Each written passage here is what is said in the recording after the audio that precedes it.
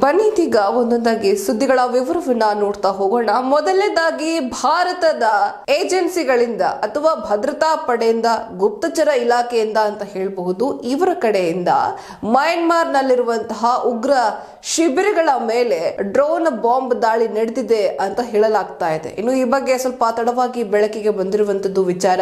ಭಾನುವಾರ ಸಂಜೆ 4 ಗಂಟೆ ಸುಮಾರಿಗೆ 4 ರಿಂದ 4:15 ಮಧ್ಯದಲ್ಲಿ 3 ಬಾರಿ ಡ್ರೋನ್ ಮೂಲಕ ಬಾಂಬ್ ದಾಳಿಯಾಗಿದೆ ಅಂತ ವರದಿಯಾಗಿದೆ.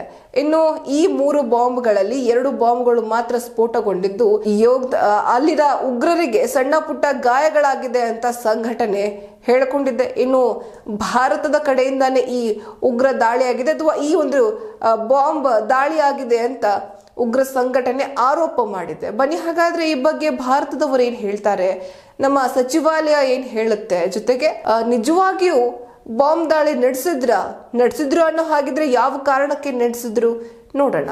ಮಯನ್ಮಾರ್ನಲ್ಲಿರುವ ಉಗ್ರರ ಶಿಬಿರದ ಮೇಲೆ ಭಾರತ ಡ್ರೋನ್ ಮೂಲಕ ಬಾಂಬ್ ದಾಳಿ ನಡೆಸಿದೆ. ಇನ್ನು ಭಾನುವಾರ ತನ್ನ ಶಿಬಿರದ ಮೇಲೆ 3 ಬಾಂಬ್ಗಳನ್ನ ಡ್ರೋನ್ಗಳಿಂದ ಬೀಳಿಸಲಾಗಿದೆ ಎಂದು ಪರೇಶ್ ಬರುಮಾ ನೇತೃತ್ವದ ಉಲ್ಫಾ 1 ಸೋಮವಾರ ಹೇಳಿಕೆ ನೀಡಿದೆ. ಭಾನುವಾರ ಸಂಜೆ 4:10, 4:12 ಮತ್ತು 4:20ಕ್ಕೆ 3 ಬಾಂಬ್ಗಳನ್ನ ಸ್ಫೋಟಿಸಲಾಗಿದೆಯಂತೆ. ಇನ್ನು ಡ್ರೋನ್ಗಳಿಂದ ಬೀಳಿಸಿದ ಈ ಬಾಂಬ್ಗಳು ಸ್ಫೋಟವಾಗಿದ್ದು ದಾಳಿಯಿಂದ 2 ಗಾಯಗೊಂಡಿದ್ದು, ಡ್ರೋನ್ ದಾಳಿಯನ್ನ ಭಾರತೀಯ ಭದ್ರತಾ ಪಡೆಗಳು ನಡೆಸಿದೆ ಎಂದು ಸಂಘಟನೆಯು ಹೇಳಿಕೊಂಡಿದೆ. ಮೊದಲ 2 ಸ್ಫೋಟಗಳಲ್ಲಿ ನಮ್ಮ ಸಂಘಟನೆಯ ಸದಸ್ಯರಿಗೆ ಸಣ್ಣ ಪುಟ್ಟ ಗಾಯಗಳಾಗಿದೆ. 3ನೇ ಬಾಂಬ್ ಸ್ಫೋಟಿಸಲಿಲ್ಲ. ಈ ರೀತಿಯ ದಾಳಿಯಿಂದ ನಾವು ನಮ್ಮ ಉದ್ದೇಶದಿಂದ ವಿಚಲಿತಗೊಳ್ಳುವುದಿಲ್ಲ ಎಂದು ಹೇಳಿದೆ.